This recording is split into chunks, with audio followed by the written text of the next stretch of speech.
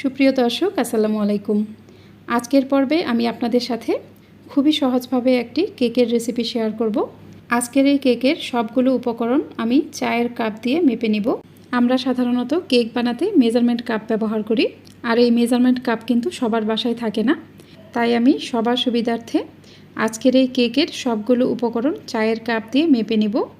এই কেকটি আমি চুলায় বেক করব। আশা করছি আমার আজকের এই সহজ কেকের রেসিপিটি আপনাদের সবার কাছে খুবই ভালো লাগবে। যদি ভালো লাগে তাহলে অবশ্যই আমার চ্যানেলটি সাবস্ক্রাইব করে পাশে থাকা অল লেখা বাটনটাতে ক্লিক করে দিবেন। আর যারা এই ভিডিওটা ফেসবুক থেকে দেখছেন তারা আমার ফেসবুক পেজটিকে লাইক ও ফলো দিয়ে রাখবেন। এই কেকটি বানানোর জন্য আমি এরকম একটা চায়ের কাপ নিয়েছি। সাধারণত এই চায়ের কাপটা আমাদের সবার বাসায় থাকে, তবে আপনারা যে কোনো মাঝারি সাইজের চায়ের কাপ দিয়ে মেপে এই কেকটা তৈরি করে নিতে পারবেন। আজকের এই ভ্যানিলা পাউন্ড কেকের সবগুলো উপকরণ আমি এই চায়ের কাপ দিয়ে মেপে নিব। প্রথমেই আমি একটা বাটিতে নিয়ে নিব চায়ের কাপ দিয়ে 1.25 কাপ পরিমাণ সয়াবিন তেল। দেখুন তেলটা আমি কতটুকু পরিমাণে নিয়েছি। এখানে 1.25 কাপ পরিমাণ তেল আছে। এরপর আমি এখানে 1.25 কাপ পরিমাণ লিকুইড দুধ নিয়েছি। এখানে তেল ও দুধের পরিমাণটা একই হবে। আর এই দুধটা আমি আগে থেকে জাল করে তারপর ঠান্ডা করে নিয়েছি। এই দুধটা কিন্তু নর্মাল তাপমাত্রায় থাকতে হবে। এরপর আমি এখানে নিয়েছি চায়ের চামচের 1 চা চামচ পরিমাণ ভ্যানিলা এসেন্স। ভ্যানিলা এসেন্স দেওয়ার ফলে কেকের মাঝে খুব সুন্দর একটা স্মেল পাওয়া যাবে, আর ডিমের কাঁচা গন্ধটা থাকবে না। তবে আপনাদের হাতের কাছে যদি ভ্যানিলা এসেন্স না থাকে তাহলে আপনারা এখানে 1 চা চামচ পরিমাণ লেবুর রসও দিয়ে দিতে পারেন। এই লিকুইড উপাদানগুলো ভালোভাবে মিশিয়ে নেওয়ার পর আমি এই বাটিটা এক পাশে রেখে দিব। এবার আমি অন্য একটা বাটিতে নিয়ে নিব চায়ের কাপের 1 কাপ ও আধা কাপ পরিমাণ ময়দা। এরপর নিয়ে নিব চা চামচের 1 চা চামচ পরিমাণ বেকিং পাউডার। এরপর আমি এখানে চায়ের চামচের 4 ভাগের 1 ভাগ পরিমাণ লবণ দিয়ে দিব। এই বাটিটাও আমি এক পাশে সরিয়ে রাখবো। এবার অন্য একটা বাটিতে রুম টেম্পারেচারে থাকা 2টা ডিম দিয়ে দিব। এই ডিমগুলো অবশ্যই রুম টেম্পারেচারে থাকতে হবে। ফ্রিজে ডিম থাকলে 1 ঘন্টা আগে ডিমগুলো ফ্রিজ থেকে বের করে রাখতে হবে। এবার আমি এখানে চায়ের কাপের 1 কাপ পরিমাণ চিনি নিয়েছি। এখানে আমি অল্প কিছুটা চিনি দিয়ে দিব এবং ডিমের সাথে খুব ভালোভাবে নেড়েচেড়ে মিশিয়ে নেব। ডিমের সাথে চিনিটা খুব ভালোভাবে মিশিয়ে নিতে হবে। ডিমটা সাদাটে কালার হওয়ার আগ পর্যন্ত আমি এটা নাড়তে থাকবো। দেখুন ডিমের কালারটাও চেঞ্জ হয়ে গেছে এবং চিনিটাও খুব ভালোভাবে মিশে গেছে। এখন আমি এখানে আবারও চিনি অ্যাড করব। এখানে আমি অল্প অল্প করে চিনি দিব এবং খুব ভালোভাবে মিশিয়ে নেব। এখানে সম্পূর্ণ চিনি কিন্তু একবারে দিয়ে দেওয়া যাবে না। চিনিটা একবারে দিয়ে দিলে এটা মেশাতে অনেক বেশি সময় লেগে যাবে, তাই অল্প অল্প করে চিনি দিতে হবে এবং খুব ভালোভাবে মিশিয়ে নিতে হবে। দেখুন চিনি আর ডিমটা কিন্তু এরকম সাদাটে কালার হয়ে যাবে। সম্পূর্ণ চিনি গলে যাওয়ার পর লিকুইড উপাদানটা নিয়ে নিব। আমি তেল, দুধ ও ভ্যানিলা এসেন্সের যে মিশ্রণটা রেডি করেছিলাম সেটা এখানে অল্প অল্প করে দিয়ে দিব। এরপর আমি ময়দা ও বেকিং পাউডারটা একটা স্ট্রেনারে অল্প অল্প করে নিয়ে চেলে নিব। কিছুটা ময়দা চেলে নেওয়ার পর আমি হ্যান্ড হুইক্সের সাহায্যে বেটারের সাথে খুব ভালোভাবে মিশিয়ে নেব। এভাবে আমি এই বেটারের মাঝে অল্প অল্প করে লিকুইড উপাদানটা দিয়ে দিব এবং ময়দা ও বেকিং পাউডারটা অল্প অল্প করে স্ট্রেনারে চেলে নিব। আমি এখানে লিকুইড উপাদান ও ময়দাটা অল্প অল্প করে 3 বারে অ্যাড করেছি এবং সব কিছুই খুব ভালোভাবে নেড়েচেড়ে মিশিয়ে নিয়েছি। বেটারটা অবশ্যই ভালোভাবে নেড়ে মিশিয়ে নিতে হবে। খেয়াল রাখতে হবে এখানে যেন কোনো লাম্পস না থাকে। এবার আমি কেক বেক করার জন্য কেকের মোল্ড রেডি করে নিব। আমি একটা 7 ইঞ্চি কেক মোল্ড নিয়েছি। এখানে আমি খুব ভালোভাবে তেল ব্রাশ করে নিব। এরপর আমি এখানে কিছু ময়দা ছিটিয়ে দিব। ময়দাটা আমি কেক মোল্ডের সাথে ভালোভাবে লাগিয়ে নিব।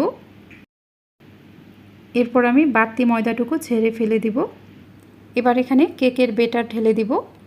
বেটারটা মোল্ডের মাঝ বরাবর ঢালতে হবে, তাহলে এটা চারপাশে সমান হয়ে পড়বে। এবার আমি এটা এইভাবে কয়েকবার ট্যাপ করে নিব। এভাবে ট্যাপ করে নেওয়ার ফলে এই বেটারের মাঝে যদি কোনো এয়ার বাবলস থাকে সেটা নষ্ট হয়ে যাবে।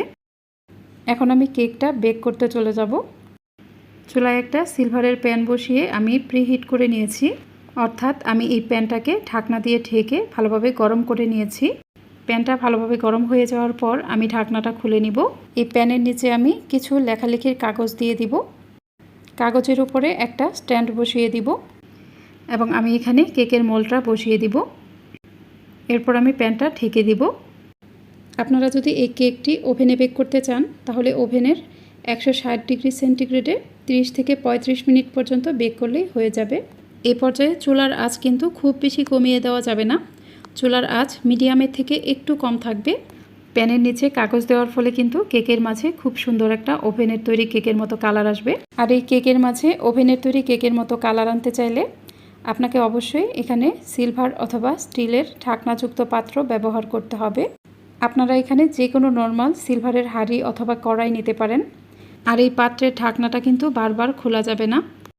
যখন দেখবেন খুব সুন্দর একটা কেকের স্মেল পাওয়া যাচ্ছে তখন ঢাকনাটা খুলে নেবেন।